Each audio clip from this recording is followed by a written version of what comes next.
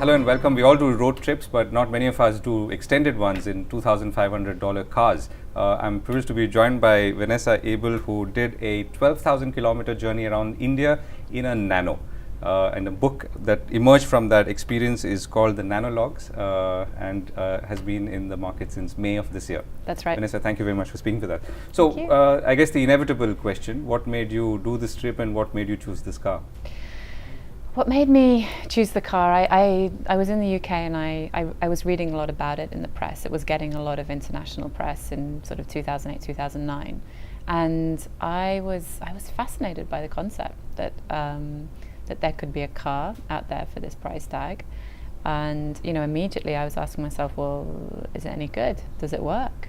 Could you is it just a town car, or could you actually pick up and do this sort of dream epic road trip, or at least my dream epic road trip around India in it? So that was kind of how it came about. So you must have spoken to a lot of people about it, who all must have warned you against doing it. Absolutely, everybody. None of them had actually driven one themselves, I have to say. But people were definitely like, you should take a bigger car, you should have a driver, all these pieces of advice.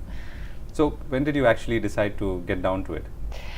Well, I came to India around January of 2010. I managed to purchase one. I had to get one secondhand because they were only selling them to waiting list buyers at the time.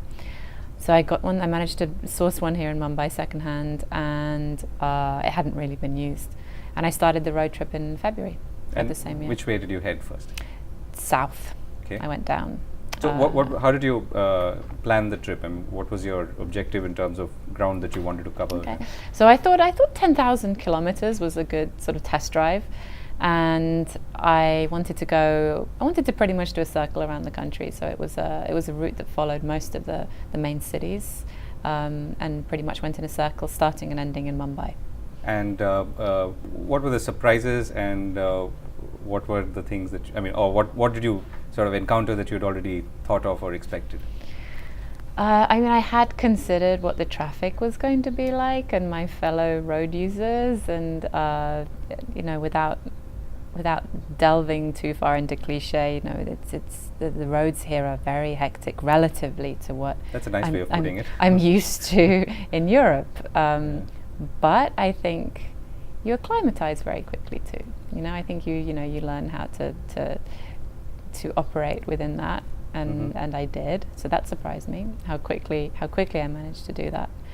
And then it was just very interesting to see from the road point of view, from inside the windscreen, to just see that the amazing spectrum of experience that you get between Mumbai and back again, all the way around the country. And then did you have any problems with the vehicle itself? I mean, did it serve you faithfully till the end? It served me it was very good. I had a couple of flat tires, which was to be expected. Little. Were you able to change them yourself? I am now. Okay. I did change one myself. I actually drove on one for a very long way at one point, about 6 kilometers. When I finally got to the tire shop, the guys there were not impressed at all, because I really damaged, I think, what was inside in the tire. And then I think I watched them as they did it, and I tried to learn what it was they did. So the next time I got a flat, I did change it myself. So what did you take away? I mean, did the journey matter more, or did the car matter more when you sort of finally finished it all? I think for me it was a very personal journey. I mean, I spent a lot of time in a car, driving. I think a lot of things come up for you when you do that. So I think for me, primarily, sort of having that experience was the most valuable thing. Right. Can you share a few instances that sort of have stayed with you for good or bad? A lot of them would have been when my life flashed before my eyes. Right. I remember there was one when I was on the expressway going up north from Chennai, and at the time it was a pretty newly built expressway, and as always there was traffic using both sides, going in both directions on both sides of the expressway. I never understood why this happened, but it did. And this was you sort of dodge them and you try and stay alert, but at one point you're driving quite fast, and there was just a big lorry who was trying to cross this lane in order to come into the opposite lane to go the opposite way. and he was just stopped. And the traffic on the road was going very, very fast towards him. And as we clocked what was going on, everyone had to brake very, very dramatically. Everything. It was one of those videos you see on, when everything just went forward in the car, and I only just managed to stop in time. And there was several moments like that. There was another one when the road literally ended. I was driving along a newly constructed road, and there was a bridge that just hadn't been constructed yet. And I'd been driving for about 5 minutes. I'd obviously missed the diversion sign. In my defense, it may not have been written in English. That's the only defense I could claim. I hadn't seen another car for like 5 minutes, and I suddenly just came to literally just a drop, and slammed on the brakes again. And yeah. What about the people you met? For the large part, everybody I came across was really fantastic. Like very, very supportive. Very interested in what I was doing. In 2010, the Nano was still a draw.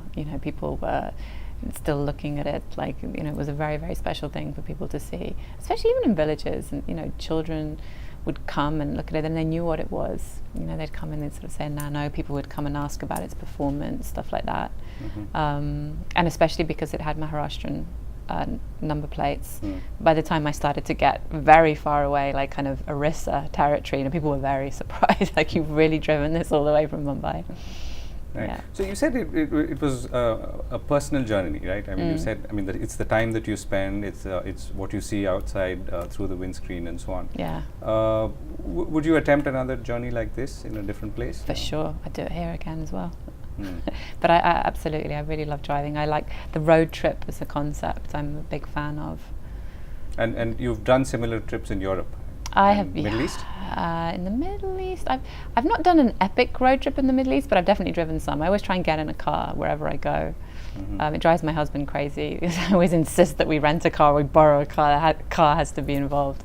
But I've driven in the States also. I've done some sort of road trip out west there too, and Turkey, Mexico. I used to live in Mexico. I drove a lot there. Right. So if I were to ask you for the 2 or 3 things that the reasons why some people should take a road trip,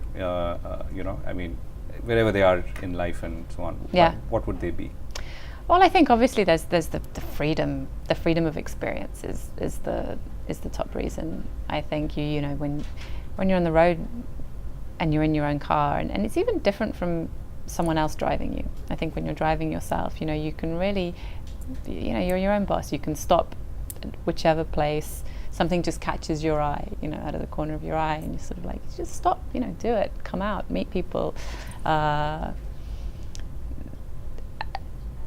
So that for me, and you're not waiting around. You don't have to. You can be completely selfish. And I think you just get into nooks and crannies that you wouldn't be able to do otherwise. Right. I think that's the reason the road trip is so iconic in that way. Right, and you're also aware, I guess, as we close, the Nano hasn't really lived up to its hype. Yeah. And so how do you look back on that, if you do? I think, and there's lots of theories that circulate as to what went wrong, with the Nano, what's happening with the Nano.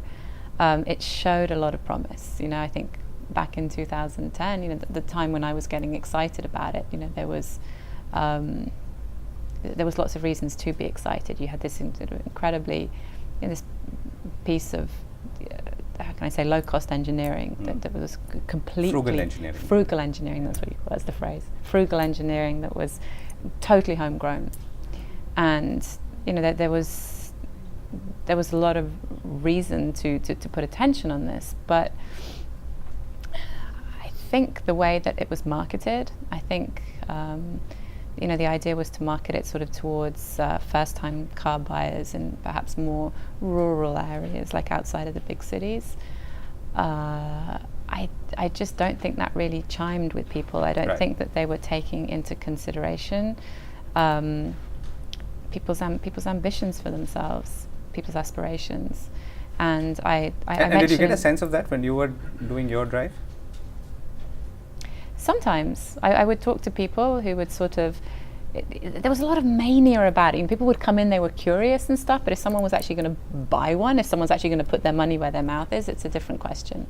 And one person said to me, and it's something I mentioned in the book, that I meet a man and he said to me, he was driving a Maruti or something, and I said, would you ever buy a Nano? And he said, absolutely no way. Like, who wants to be seen driving a poor man's car? Right. That's what he said. And I think that attitude was really key. I think that when you market something as being the cheapest whatever in the world, then you're branding your future clientele with a certain mark, and I think people just weren't willing to take that title upon themselves. Right. Great. So what's your next book going to be? I mean, if you've already thought about it. That's yet to be announced. Right. And is it going to be a road trip again?